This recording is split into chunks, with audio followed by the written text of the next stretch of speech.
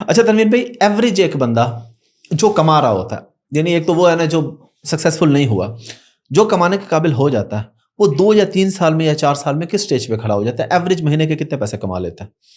यार एवरेज मेरे ख्याल में $2,000 से $5,000 तक तो आई गेस पहुंच जाना चाहिए। अच्छा, एक बंदे को, 2-4 साल में? 2-3 साल के अंदर अंदर इतना एक मैंने देखा है कि पहुंच जाता है एक बच्चा।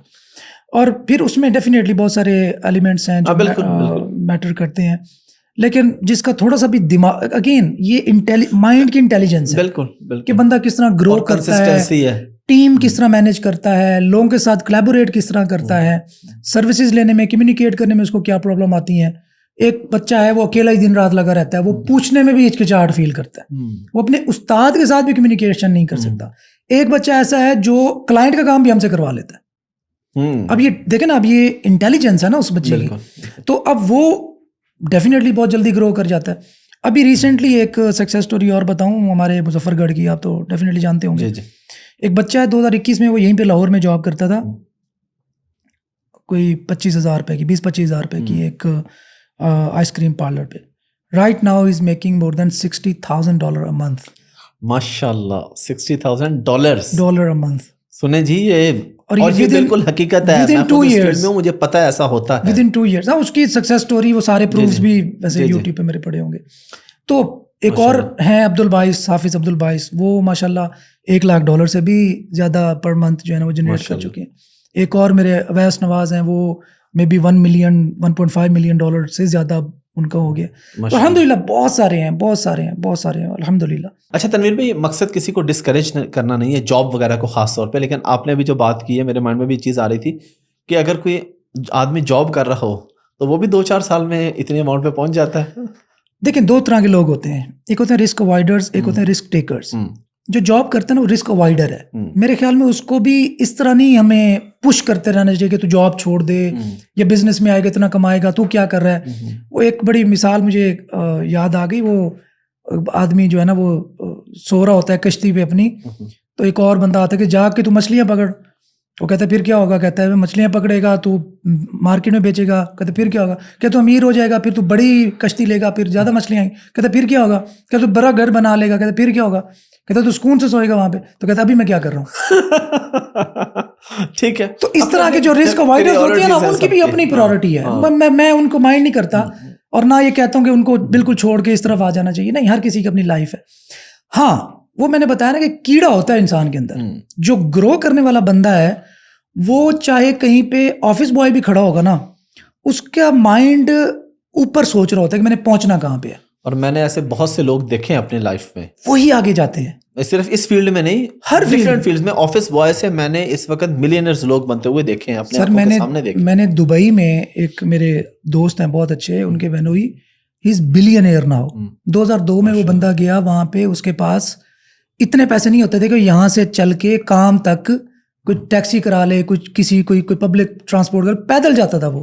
He is now billionaire. अच्छा। तो किस चीज ने उसको बिलियनियर बनाया? मेरे ख्याल में वो मेन ये चीज थी कि इंटेलिजेंस जो थी ना माइंड की, वो, और लगन कि मैंने करना है। अब वो मजदूरी भी कर रहा था ना, उसकी नजर उस तरफ थी कि मैंने पहुंचना वहां पे है।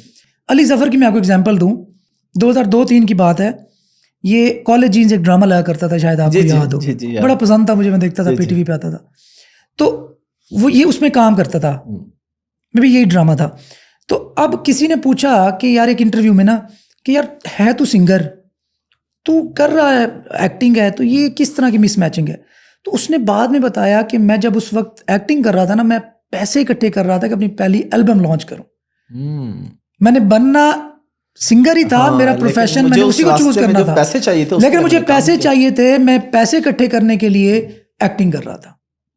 तो इस तरह लोग प्लान करते हैं, वो चाहे उन्हें मजदूरी करनी पड़े, कुछ भी करनी पड़े, वो अपने रिसोर्सेज को कलेक्ट करके, एम क्या है? पहुंचना अपने टॉप पे। तनवीर भाई, हमारे मुल्क को ज़रूरत भी है डॉलर्स की। इस टॉपिक पे भी आप थोड़ा बताएं कि अगर हम इस लिहाज से लोगों को मोटिवेशन दें कि भाई चलो ठीक है, तुम अपने लाइफ में खुश हो, लेकिन तुम्हें अपने आसपास के लोगों के लिए, दूसरे लोगों के लिए, मुल्क के लिए आपने माशाल्लाह काफ़ी काम किया और आपको इस पे अवार्ड भी मिला, मिलियंस ऑफ डॉलर्स आप पाकिस्तान में लेके आए। इस हवाले से क्या कहना चाहेंगे और क्या फीलिंग थी उस वक्त जब आपको डिफरेंट अवार्ड्स मिले, और इस वजह से आपको अवार्ड मिले कि यार आपने मुल्क के लिए कुछ किया? अपने लिए तो सारे ही करते हैं। बड़ा इमोशनल मोमेंट था आई गेस, वो शायद डिस्क्राइब भी नहीं किया जा सकता। मुझे कॉल आई ISPR की तरफ से कि आपको हमने शॉर्ट लिस्ट किया है, तो अब आपका इंटरव्यू है। तो मैं लाहौर ही आ रहा था, रास्ते में था, तो फिर इंटरव्यू स्टार्ट हुआ। पूरी एक उनका पैनल बैठा था जो इंटरव्यू ले रहा था और सारे स्टैट्स को वेरीफाई कर रहा था। तो बहरहाल उन्होंने डिफरेंट क्वेश्चन किए। स्टिल मुझे बिलीव नहीं हो रहा था कि यार इतना बड़ा pride of Pakistan, you know, एक बड़ी बात है। इंसान सोचे कि अपने मुल्क पर जिस पर वो फ़ख्र करता रहा है, उस मुल्क को उस पर फ़ख्र होने जा रहा है। तो बहरहाल उनके 3-4 दिन मेरे बड़े टफ गुजरे ना। मैंने कहा पता नहीं क्या डिसीजन हो, क्या ज्यूरी डिसाइड करे।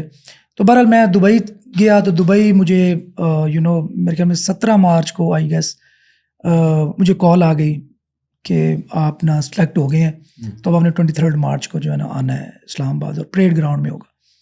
अब मैं 22 मार्च को आई गेस लैंड किया, और उसके बाद आप ISPR के मेहमान हैं, ज़रा इमेजिन करें। और वहाँ रावलपिंडी में उन्होंने ठहराया, और सारी सेलिब्रिटीज़ थी और बाकी लोग थे जिनको अवार्ड्स मिलने थे। फिर अगले दिन 2-3 गाड़ियाँ हैं और आगे पीछे स्क्वाड है। और फिर यो मैंने पहली दफ़ा देखा था, टू बी वेरी फ्रैंक। अब जब वो हमें लेके जा रहे थे परेड ग्राउंड में, तो दोनों तरफ इतनी स्नाइपर्स खड़े थे हर बिल्डिंग पे। वो भी मेरे लिए एक अजीब मोमेंट है कि हम अकेले ही रोड पे जा रहे हैं और ये सारा प्रोटोकॉल हमें दिया जा रहा है। तो फिर वहाँ पे एक अलग से हमें सिटिंग प्लान किया हुआ है, और फिर मतलब इट वाज बिट इमोशनल अल्हम्दुलिल्लाह। और फिर देखे ना, प्राइम मिनिस्टर आपके सामने खड़ा है, सदर आपके सामने खड़ा है, आर्मी चीफ आपके सामने है, और सारे।